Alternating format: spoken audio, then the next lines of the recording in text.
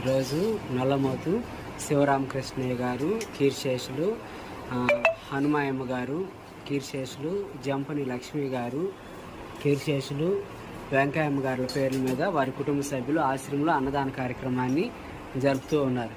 అన్నదాత అన్నదాత అన్నదాత.